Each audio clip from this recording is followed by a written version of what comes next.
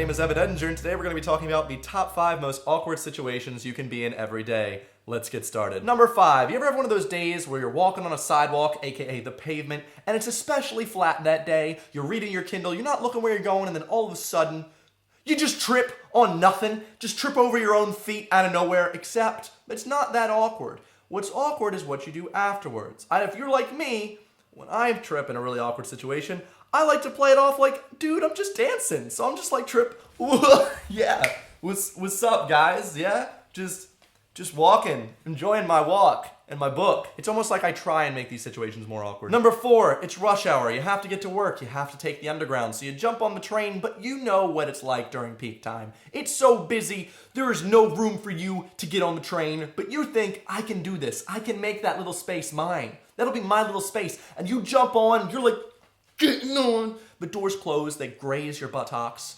It's a beautiful moment. Until you realize you have no room to spin. You are now stuck like a sardine until the next station. And this isn't the station you want to get off at, but you're right in front of the doors. So when the doors open, you just kind of gotta walk backwards, and everyone that's trying to get on the train's like, what's this dude doing, showing us his derriere, dancing his way back? I don't want to get off. I want to get back on, but I don't want to get pushed over. It's a really awkward situation. So if you're on the train, try as hard as you can to turn around and face that door. Otherwise, you'll be showing those people that you know how to work that butt. And you don't want to work that butt for those people. You don't know those people.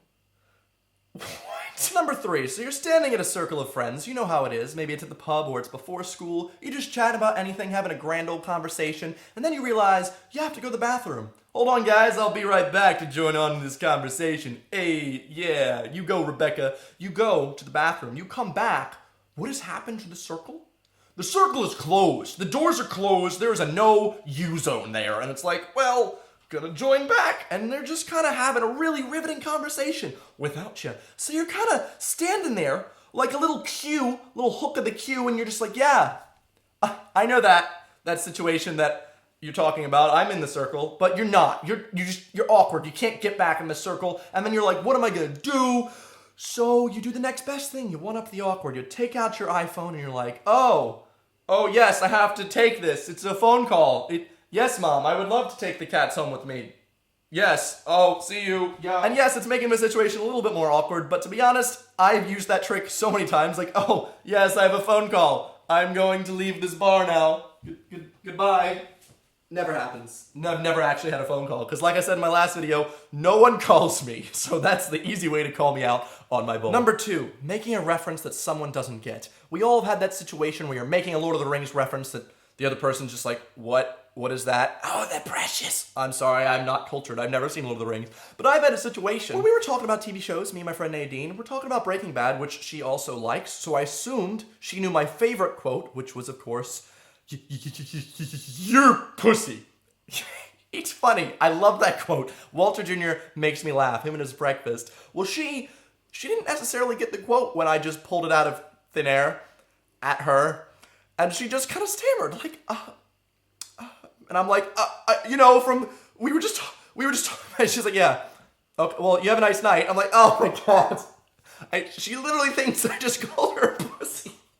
Why would I do that? Oh, it was so awkward. And lastly, number 1, the most awkward situation you can go through is mistaking a stranger for a friend. I'm at my friend Ray Roberts' birthday party. We're at a pub. We're having a fun time, drinking it up, eating some cake. And then I see my friend Patrick. He's across the bar and he's like chatting with some people, and I was like, I'm gonna go say hi to Patrick. Now the thing with Patrick is I'm okay friends with him, but the way I am with people is I'm very intimate, okay? I'm very into the hugs. And I'm so into hugs that when I come up to the backside of Patrick, I rub my face right in his hair and go, just motorboat his hair.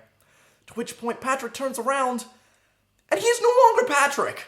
This is a man that I've never met before in my entire life. And his response is, well, hello. Oh my God, I thought you were, I'm not, nope, who the heck are you? Oh my God, that was the most awkward situation I've ever been in my entire life. His name is Matt. We're friends now. That's how you can make friends with people. Motorboat their hair from behind. Oh my God. So it made for a good icebreaker. There'll be a future video, how to break the ice. motorboat someone's hair. So those are my top 5 most awkward situations I've ever been in. Please be sure to subscribe if you haven't yet. I will see you guys next week for another funny video. Thanks for watching. Goodbye. I survived.